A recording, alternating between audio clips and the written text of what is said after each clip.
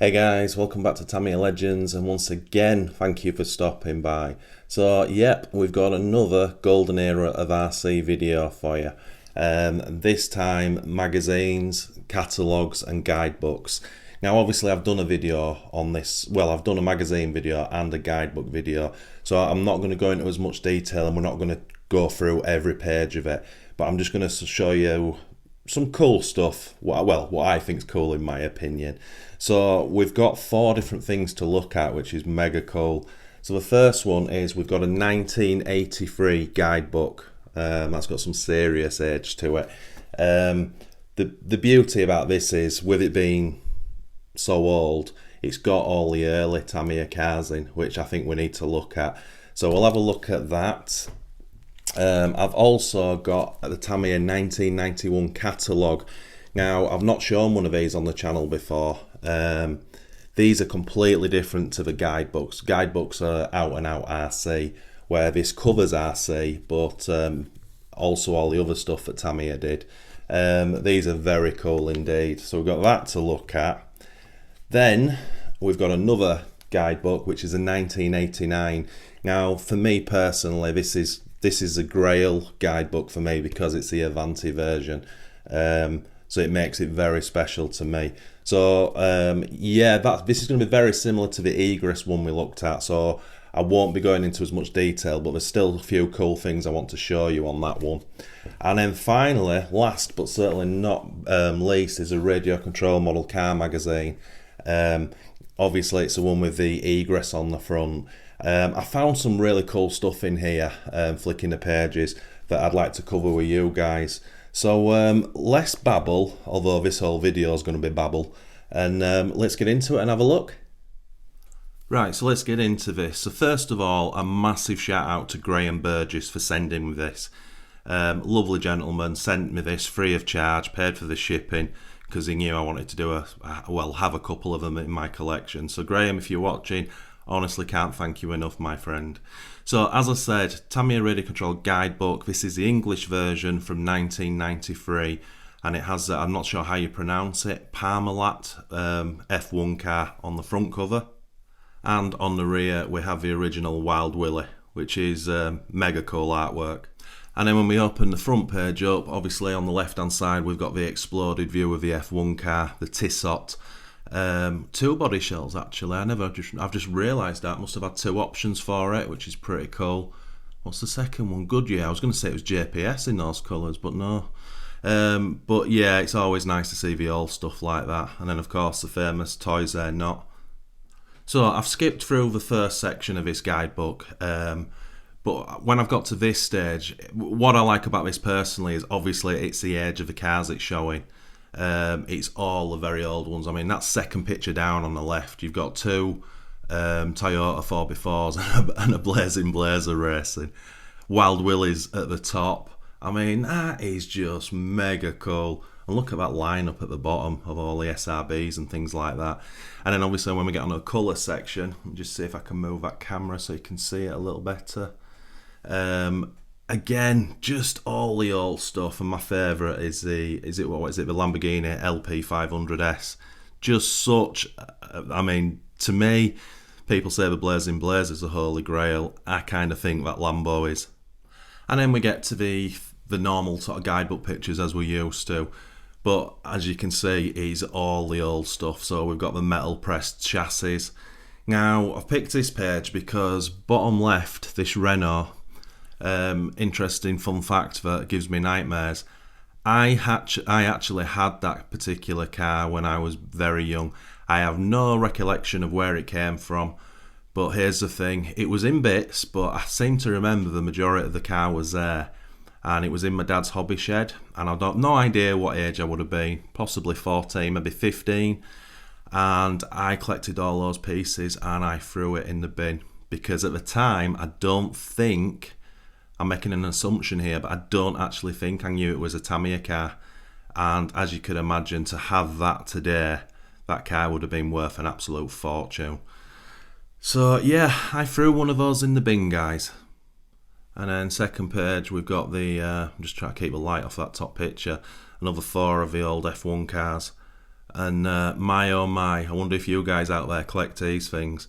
These are like rocking horse poo at the moment. Well, at the moment, I mean, these are just genuine like rocking horse poo. Extremely hard to find and very expensive. Then, as I say, on this particular page, we have what I would consider possibly the Holy Grail, the Lamborghini Countach P500S. That thing is gorgeous. I would love to have one of those in the collection. And then have a look at these things, the Renault 5 Turbo, the original 112 scale, and then the VW Golf Group 2 Racing. I'm sure that's 112, and I'm pretty sure they're both 112 scale. But wow, how cool are they? And then just one interesting one on the bottom right, this particular car here, they've called it the Ford C100, in brackets Racing Master Mach 4.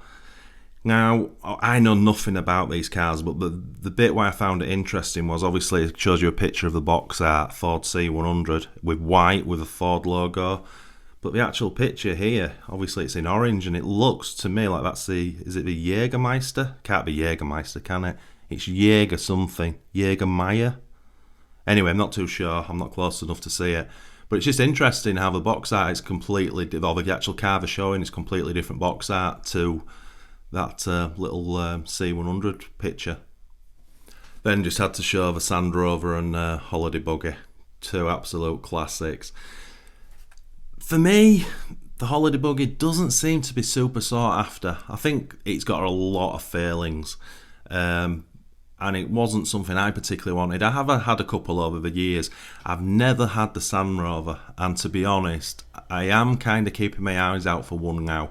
Even if it's a little bit of a wreck, I'm not too bothered because it would never run, but it would need the tyres in tip-top condition, and I don't mean they can be perishing and cracking, not a problem, but they have to have the tread on because you just can't buy those tyres anymore.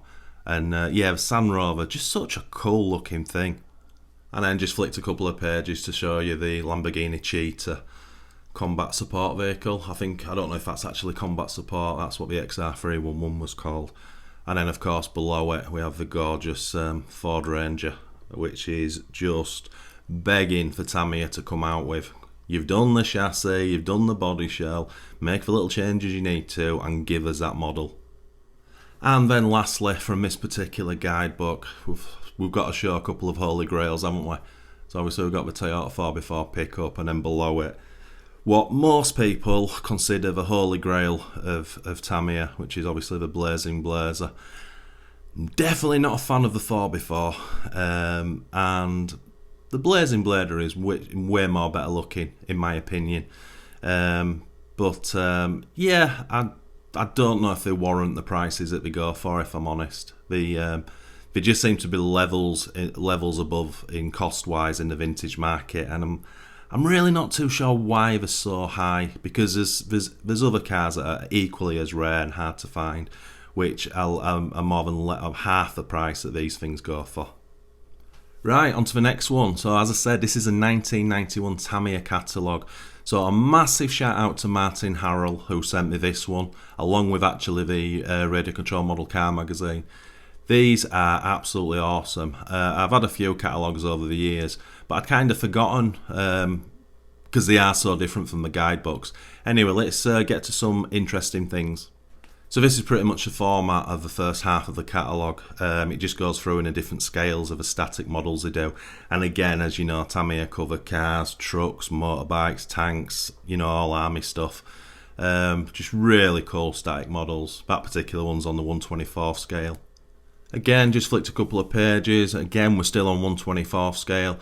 But a couple of models there that stood out. And I'm not claiming I know anything about the static models. But yeah, they've got two Ford Sierra Cosworths RS500s. They've got the Texaco one, and I'm not too sure. Pamine Transpo. Yeah, I don't know that one. But it was funny that they went to the extent of doing the static model, but they never brought out the RC version. That's interesting. Flicking on a bit further onto the 1/12 scale motorbike static models. Left hand side we've got some MotoGP bikes. In fact they're all GP bikes. and then with the actual figures they used to do for them as well. Mega cool detailing. The guys who knock these out are just next level for me. And then onto the army stuff, 1/35 scale. I used to have all this. Mainly my stuff was Airfix back in the day. But I picked this just because you just look how Tamiya take these pictures. It's the second to none, as we all know. But yeah, pretty cool to look at. And then just jumped on quickly to landscaping. I don't know about you guys back in the day if you used to do the Airfix and Tamiya plastic models and that, but my dad used to make me the landscapes. I had a big army base, and we had some like off-road scenes like that. But my dad, they're mega cool, don't get me wrong, but my dad's did them on bigger boards, so you could actually sort of move around and almost use the models as toys. Great memories. And then we start to get into the RC side of it. Now, as you can see, it's a lot more condensed from a guidebook. So initially, before it gives you some glossy sort of colour pictures, it just gives you the black and white box art with brief descriptions and specs. But yeah, it's not so RC orientated as opposed to the guidebooks. Just thought I'd show you those action pics. I'm just absolutely loving at the bottom the Monster Racer, just superb. Actually, the 2001 Avanti and the Manta Ray, they look absolutely epic in action. I'm sorry about the lighting, guys. It's quite difficult to do this without the light glaring, unfortunately. Don't forget, a fat lad from Bradford, cheap setup, but you get the gist of it. And then more pictures that we're kind of used to from the guidebooks. Of the genuine Tamiya sort of box art shots, which again are second to none. I really particularly like this page here, where they've got the chassis at the side, but obviously the wheels are off, and it's just blown up a little bit bigger, so you can see what motors. I was with the egress with the Dynatech 01R and sports tuned in the in the 2001. Just cool pictures. Again, you're not seeing this because of the bloody lighting. But yeah, very cool indeed.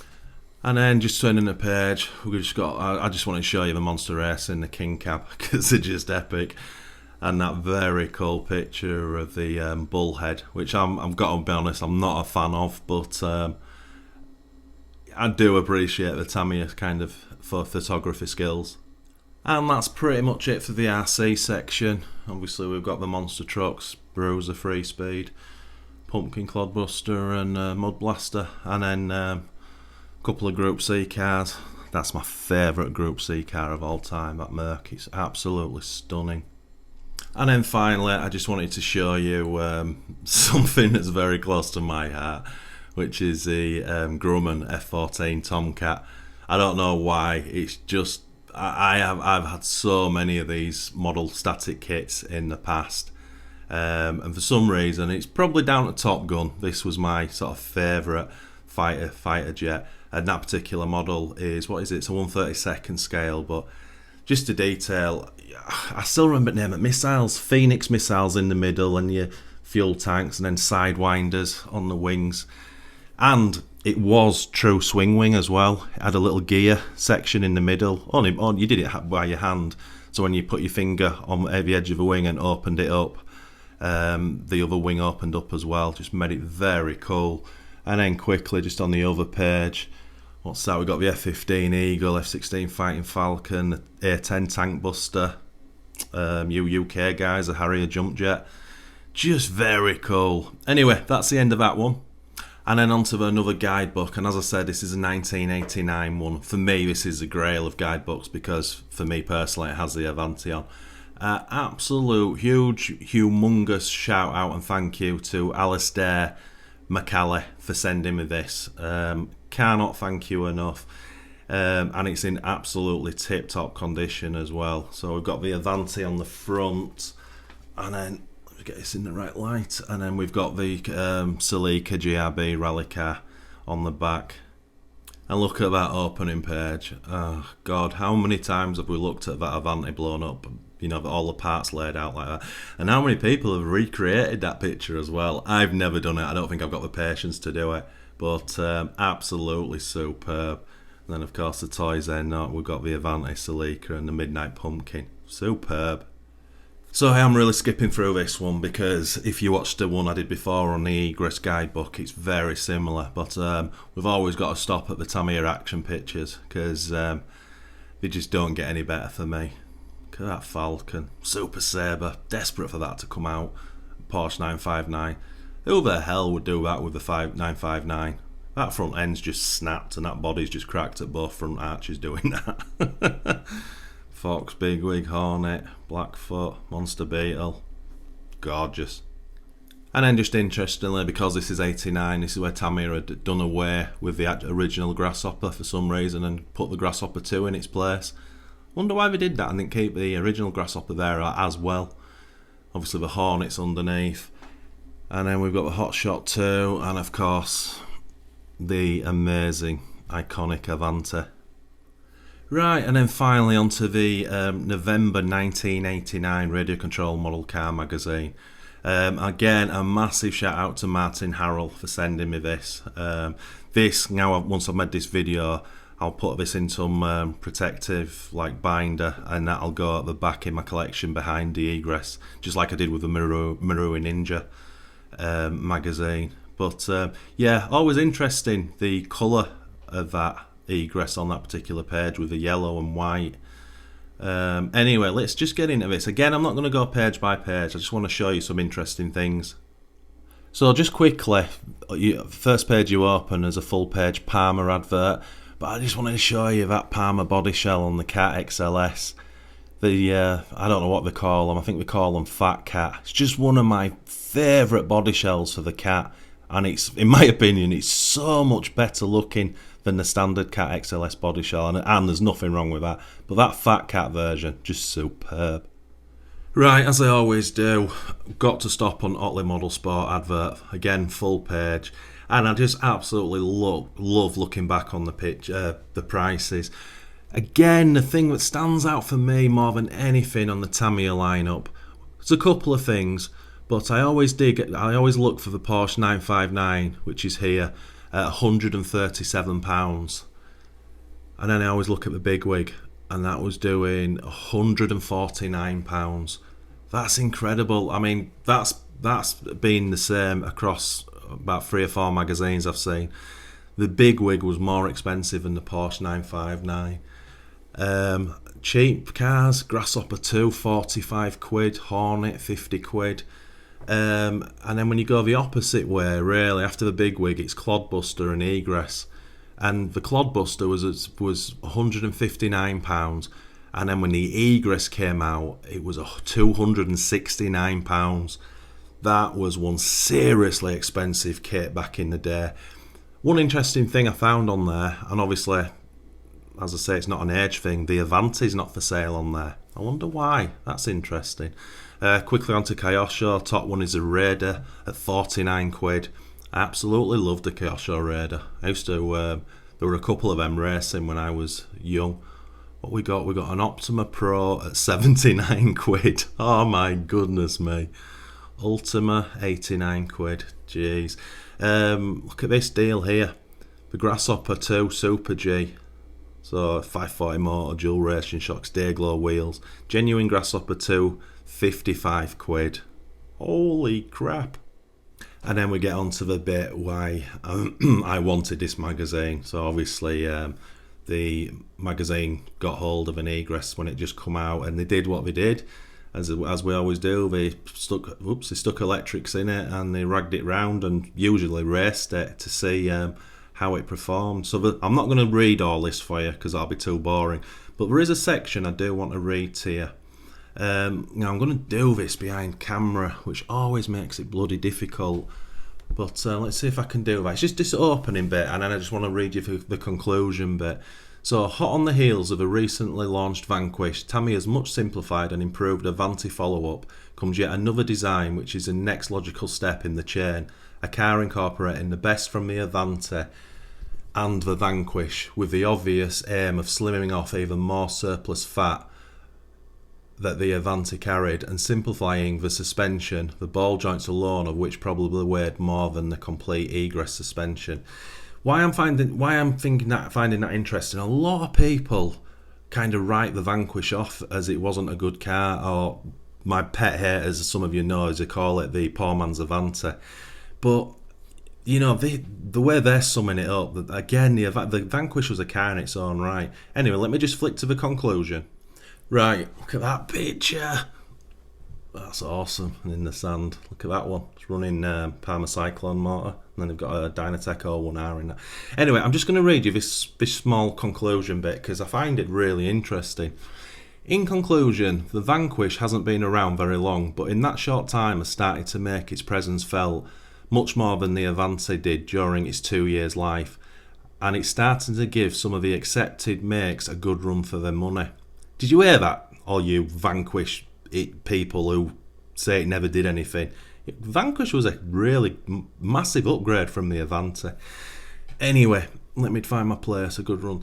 The Egress must be even more competitive, if only because of the 34 ball races and its weight advantage, some 150 grams lighter than the Vanquish in race-ready condition. Tamiya must be congratulated in the following, the learning curve. It would have been so easy to have just opted out of the competitive market when the Avanti was not the success that they obviously expected it to be. But the de-development, perhaps unfair, but you know what we mean, to the Vanquish and now the hop-up to the Egress is more than likely to give the world's largest model car company a way out. And then in brackets it says dictionary definition of Egress. From the Avanti memory, the only problem may be for the Egress is the expected price tag of £250. And then obviously we've already seen in the previous Model Spot advert it was up at £269. And then moving on from the Egress, just wanted to show you this full page Schumacher advert of the new Pro Cat. Very cool looking thing. Any of you guys own one and have done this particular box art? Because I don't think I've seen a Pro Cat with that box art before. Looks absolutely stunning. And then of course we can't leave out the Bagnall's models full double spread. Oh my god, I have to read this to death. I wonder if I can zoom in on this centre picture, because I must have gone through all those kits to see what they had. Just so cool. Look at all that vintage goodness. Absolutely ridiculous. Let me just come zoom back out.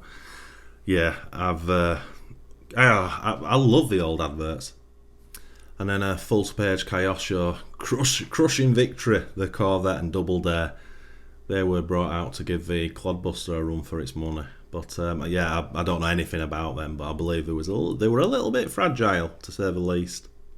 Now, wrapping this up, but I just wanted to show you this, because I do read these cover to cover, and I found something interesting in this article. Now, if you guys in the UK and maybe from West Yorkshire are going to find this pretty interesting. So as I'm starting to read it, this is obviously rallycross racing, which again I knew nothing about.